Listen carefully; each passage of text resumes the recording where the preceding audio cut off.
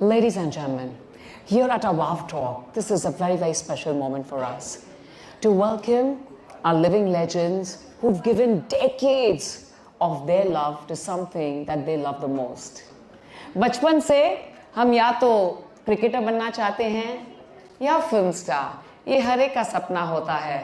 But the fact is that when we have the presence of our living legends who've been super achievers, especially जिनके career की शुरुआत में supreme blockbuster film, of course, Julie हो, and then after that, non-stop super hits for years and decades together with more than 50 Bollywood films. Ladies and gentlemen, please join us in welcoming our very young, dashing, living legend. May we please give it up for Vikram sir, popularly known as Vikram Makanda sir. Ladies and gentlemen, a huge round of applause. Vikram ji, you are a FTI student and you've studied with जो भी हमारे living legends हैं, and it feels completely amazing. So बचपन से of course you aspired and you followed your dreams. हम जरूर जानना चाहेंगे आपसे आपके लाइफ का आज तक का सबसे बड़ा स्पेशल मोमेंट कौन सा रहा है जहां आपको लगा हो वाव फॉर योरसेल्फ, आप आराम से बैठ के आपको लगा हो I achieve something. Sir please हमें बताएं. नमस्कार. एक्चुअली मेरी जो कहानी है बड़ी वैसे बहुत इंटरेस्टिंग है. जिन्होंने सवाल पूछा, I come from a very small place called Hubli, Dharwad. आपने सुना होगा तो नॉर्थ ऑफ कर्नाटका. वहाँ पे अब कोई थिएटर नहीं, कुछ नहीं, नथिंग इज देयर. जिसको हम कहते हैं कि भाई आजकल यहाँ के जितने भी लड़के हैं थिएटर पे काम करते हैं, थिएटर पे जाके कुछ करते हैं, बोलते हैं, तो हमें वहाँ पे कोई मौका ही नहीं मिला था. आई रिमेम्बर वेरी वेल कि मैं जब छोटा था, 6 साल का होगा, तो मैंने एक फिल्मिस्तान की फिल्म आई थी नागिन, शायद आपको याद होगा. नागिन एक फिल्म आई थी, तो मैं जाके वो फिल्म देखता था और देखने से मुझे कुछ होता था कि अजीब सी फीलिंग होती थी कि भाई फिल्म देखने के बाद में मुझे अच्छा लगता था बहुत. तो मैं वो फिल्म जाके बार, I was just 7 to 8 years old, वो फिल्म जाके मैं बार बार देखता था. और ऐसा हुआ कि वो जो गेट कीपर होते थे, उस जमाने के गेट कीपर होते, कोई नंबर तो होता नहीं था जैसे आजकल होता है. तो देखा कि एक लड़का है बार बार आ रहा है, बार बार आ रहा है. देखा तुम हर रोज आते हो, तो एक काम करो, कल से टिकट रख दो, तुम आया करो, मैं फिर अंदर छोड़ दूंगा. तो ये चल रहा है सिलसिला. और मैं वो फिल्म थी नागिन जो सांप वाप का चक्कर था, तो मैं जब थिएटर में बैठता था तो मैं पूरे पैर ऊपर करके बैठता था कि किसी ने कहा कि सांप कभी भी आ सकता है.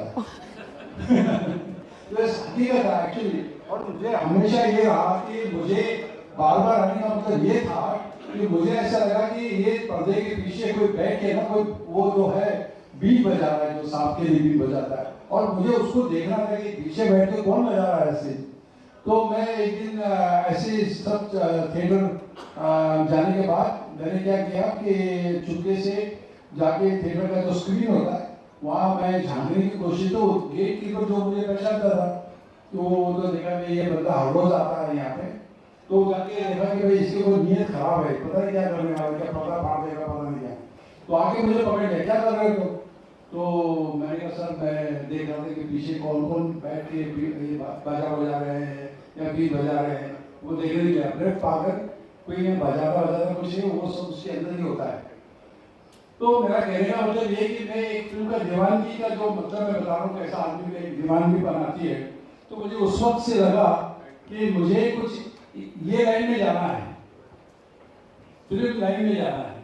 और मैं किसी को कहता नहीं था, क्योंकि वहाँ पे किसी को अगर कहें स्कूल में या कॉलेज में कि मैं हीरो बनना चाहता हूँ या फिल्म लाइन में जाना चाहता हूँ, तो लोग खूब हंसते हैं, पागल हो गया, ये हीरो बनना चाहता है. तो ये जो सिलसिला था वो जो मेरे हाथ से मैंने दिल में रखा, हमेशा छुपा के रखा. तो जहाँ से कुछ भी एडवर्टाइजमेंट आते थे, जैसे हमारे गुलाटी साहब बैठे हैं, प्रोड्यूसर भी बैठे हैं, तो उन्होंने कोई ऐड दे दिया, स्क्रीन फ्राइडे स्क्रीन आता था, मैं सबको लिखता था, अपना फोटो भेजता था, और सब कहते थे 15 रुपये भेजो, 15 रुपये भेजो. मैं 15 रुपये भी रेडी रखता था. तो हर रोज ये सिलसिला चलता रहा, लेकिन आज मेरी चलती रही. तो मुझे समझ नहीं आता कि आपके घर वालों को कैसे बताऊं कि मुझे फिल्म लाइन में जाना है. तो मैं कुछ समय 16, 17, 18 साल का हो गया था. फिल्में देखता था, तो दारा सिंह को दिलीप कुमार सारी फिल्में देखता था। तो क्या हुआ कि भाई कुछ हो नहीं रहा, तो कि मैंने सोचा भाई बेंगलोर में जाके कुछ स्टडी करने था कि यहाँ से इस हुबली के माहौल से निकलो, क्योंकि हुबली एक ऐसा शहर है जहाँ पे और कोई थिएटर नहीं था। तो मैं जब भी कोई वहाँ पे कभी कुश्ती उश्ती होती थी तो लोग आते थे कि भाई सो पहलवान इधर आया है, चार्ली पहलवान आया है, तो वो अपना जो भूखो लेके घूमते थे। मैं उसको कहता था यार मैं तुमको 10 रुपये देता हूँ, मैं भी उस पर बात करना चाहता हूँ। तो वो लोग बोलते थे पागल हो गया, उस पर हम देते नहीं। तो मतलब मैंने जिंदगी में कभी माइक पे हेलो नहीं बोला, जैसे आज इतना बात कर रहा हूँ। तो हुआ कि जब बेंगलोर में था तो मैं सारे लोगों को भेजता था, तो एक दिन FTI का भी एप्लीकेशन फॉर्म आ गया। मैंने सोचा ये क्या है, चलो सब भर रहे इसको भी भर दो, तो उसको भी भर दिया।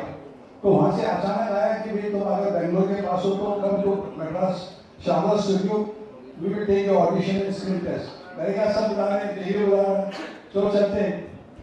तो जब मैं शारदा स्टूडियो गया मद्रास में, तब मद्रास होता गया, तो वहाँ पे सारे लोग आए, मतलब कोई 300-400 लड़के आए और काले काले लड़के आ गए, सब खड़े हो गए। तो मैंने कहा यार यहाँ तो मुझे लगता है कोई चांस मिलने वाला नहीं है, लेकिन चूंकि आया हूँ तो कुछ करना चाहिए।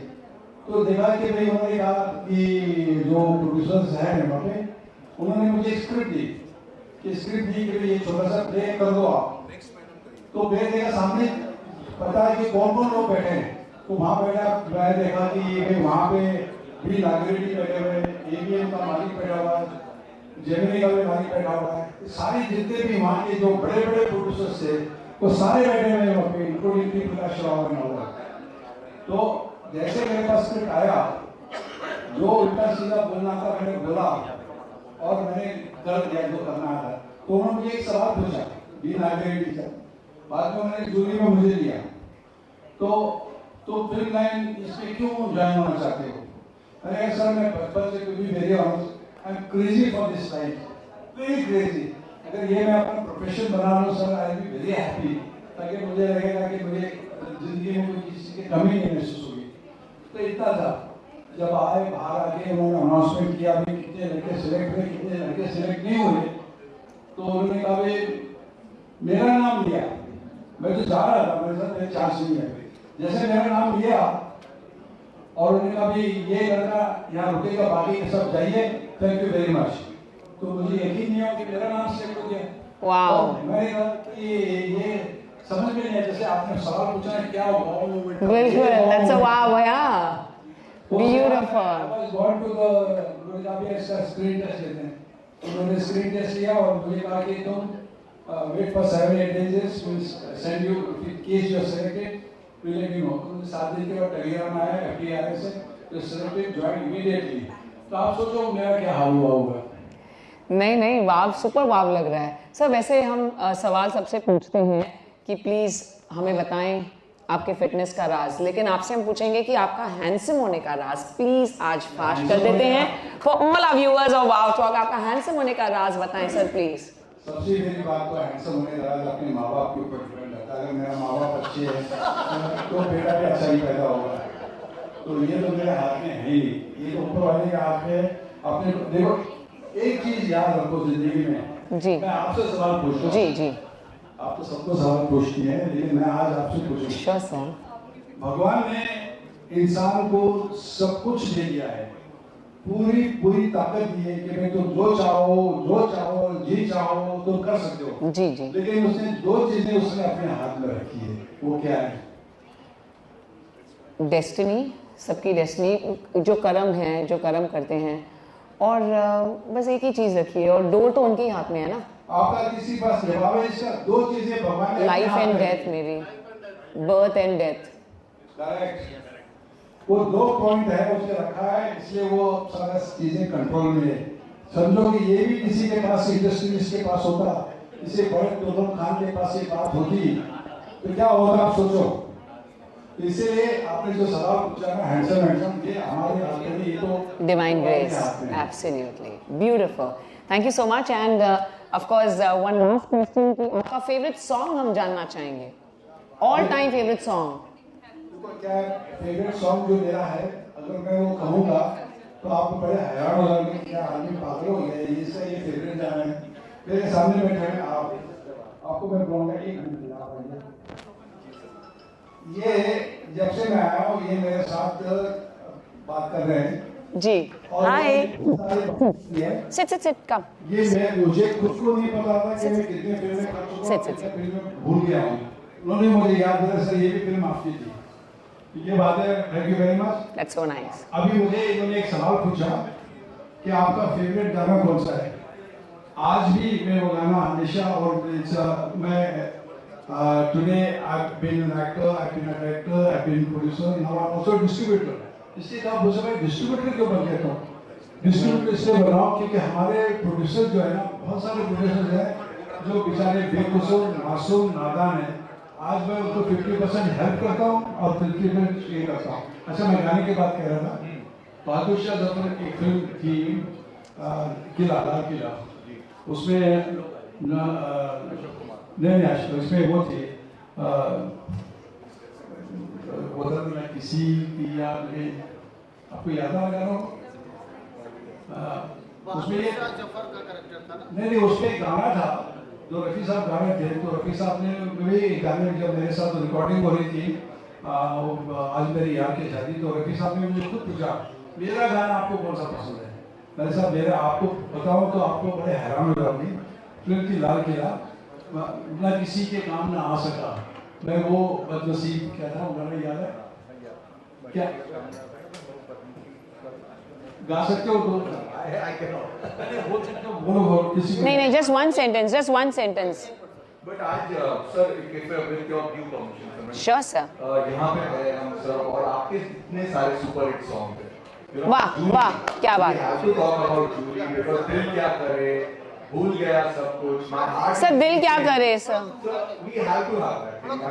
सर आप साथ में गाएं सर। मैं आपको भूल गया सब कुछ एक किस्सा सुनाता हूँ। प्रेसिडेंट तो बताओ सर के गाने सुन के, और रेडियो अलाउ नहीं होता था, हम लोग छुपा करके गाने गाते थे, सुनते थे जाकर के। भूल गया सब कुछ, याद नहीं अब कुछ, बस यही बात ना भूली जूलिया, I love you। क्या बात है। इसी लव पर, हाँ जी सर, कुछ कह रहे हैं आप? नहीं, this is absolutely overwhelming, beautiful. Thank you so much sir. Sir वैसे तो हम बहुत सारी बातचीत करना चाह रहे हैं, but of course we like to for now felicitate you, and of course if you're here with us, अगर आगे मौका मिले तो जरूर आपसे दिल क्या करे भी सुनना चाहेंगे। Thank you very much. Thank you very much. Humble thanks to you, ladies and gentlemen, to do the honors. And may I please kindly request Sudarshan Sabat ji, Sudarshan ji, please आ जाएं। India's best mind trainer, ladies and gentlemen, let's give it up for Mr. Sudarshan Sabat ji. आ जाएं sir.